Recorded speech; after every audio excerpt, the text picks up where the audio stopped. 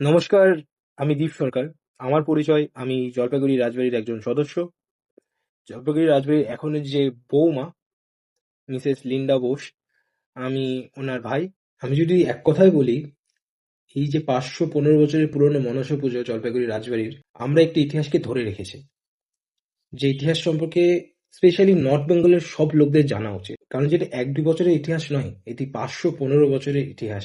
মা মনসা মায়ের পুজো, যেটা মায়ের ইচ্ছাতে এখনো হয়ে যাচ্ছে। তো ওই মনসা মাকে মানানোর জন্য এই পুজোটা করা হতো। তো মনে হয় ওটা একত্রিতভাবেই আমাদের সাথে জড়িত আছে, আমাদের জীবনের সাথে আগাগোড়াভাবে।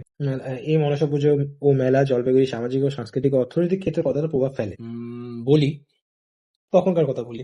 তখন আমি যেটা আগেও বলেছি, 1 মাস ধরে পুজো হতো। এবার তখনকার সময় তো আর এখনকার মতো সুবিধা নেই অনলাইনে জিনিসপত্র কেনার, বা মার্কেট নেই যেখানে বিধান মার্কেট, অগাস্ট কন্ডা, যেটা আমি বলেছি। তখনকার যে 1 মাসের যে লোকরা থাকে, এবার যেই 1 মাসের জন্য যে লোকরা নানান জায়গা থেকে যে লোকরা এসে দোকান বসাতো, এবার ওদের যে দোকানটা বসাতো, ওদের যে বিক্রি করতো, ওদের তো একটা রোজি রোজগার হতো না, মানে ওদের একটা ইনকাম হতো।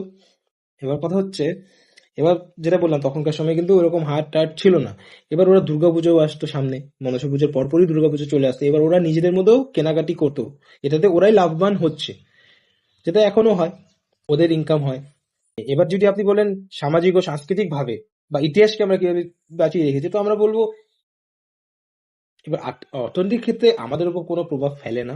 মানে আমাদের জলপাইগুড়ি রাজবাড়ির যে সদস্যরা আমরা আছি, কাজে যদি মানে বাবা জানান যারা আসে, যারা দান দেয়, তো দানে আমরা 1 টাকাও আমাদের আমাদের কাজে লাগাই না। ওগুলো সম্পূর্ণ মায়ের কাজে লাগানো হয়, মায়ের মন্দিরের কাজে, মায়ের মণ্ডপের কাজে, মায়ের মূর্তির কাজে। ওদের যে মেলামেলি হচ্ছে, মানে ওরা যে একে অপরের থেকে জিনিস নিচ্ছে, এটাতে ওরাই লাভবান হচ্ছে। ঠিক আছে, পুজো, কারণ যে তখন এই মেলাটার জন্য সবাই বসে থাকতো তখনকার সময়, যে এই মেলাটা হবে, মনসা পুজোর মেলা হবে, আমরা যাব ওখানে, আমাদের রোজগারটা একটু বেশি হবে। লোক ওই আশায় বসে থাকতো পুরো বছর। ওই মনসা পূজার 1 মাসের জন্য, তখনকার সময় কথা বলছি, ওই মনসা পূজার 1 মাসের জন্য লোকরা অপেক্ষা থাকতো। এখনকার সময় আমরা 7 দিন বা 5 দিন করে ফেলি, ওদের যেটুকু লাভবান হয়, যেটুকু রোজগার হয়, তখনকার সময়ের মতো হয় না, কিন্তু এখনও ওদের হয়। ওই অনুযায়ী ওরা নানান মেলা, এখন অনেকগুলো মেলা হয়, শুধু একটা মেলা হয় না। তো তখনকার সময়ের লোকদের বেশি লাভবান হতো, এখনকার সময়ের লোকরা অতটা লাভবান হয় না, কিন্তু তাও চলে যায়। আর বাকি আমাদের আহ, ইতিহাসকে তো আমরা বুঝিয়ে রাখবো, সামাজিক অর্থনৈতিক ভাবে যেভাবে হোক আমরা বাঁচিয়ে রাখবো। এক্ষেত্রে মানে আমরা যেটা আমাদের করার, আমাদের যেটা কর্ম, ওটা আমরা করবো, আমরা রাজবাড়ির সদস্যরা। আগেও করেছি, এখনো করেছি, ফিউচারে করবো যতদিন মা চাবে। আপনি যে প্রশ্ন করলেন যে এই পুজোটা এত বছর ধরে এখনো কেন চলছে, আর এইটা বাংলার মানুষ তাদের পুরনো সাংস্কৃতিক ঐতিহ্য ও ইতিহাসকে কতটা গুরুত্ব দেয়, সেটা কিভাবে প্রকাশ করে। মানে এখনো যারা আসে, তারা কারো না কারোর থেকে শুনেছে, তারা এখনো শুনছে। এখন তো ইন্টারনেটের জামানা চলে আসে, যেখানে সবাই ভিডিও বানিয়ে ছেড়ে দেয়।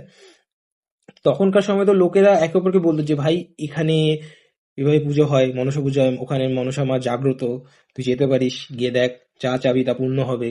এভাবে লোক একে অপরের কাছে, মানে একজনের থেকে দুজন, দুজনের থেকে তিন, তিনজনের থেকে চার, চার থেকে পাঁচ, এরকম করে লোকেদের কাছে খবরটা যায়।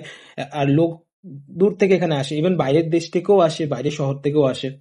ঠিক আছে, বাংলাদেশ, আমি যদি বলি বাংলাদেশ থেকেও লোক আসে আমাদের এই জলপাইগুড়ি রাজবাড়ির পুজো দেখার জন্য।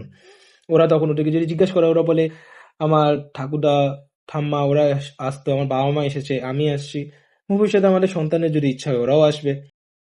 রাজবাড়ির যে মনসা পূজার ইতিহাস, ওটাকে ধরে রেখেছে, ওটাকে মিটতে দেয়নি, আর ওটা আশা করি কোনোদিন মিটবে না।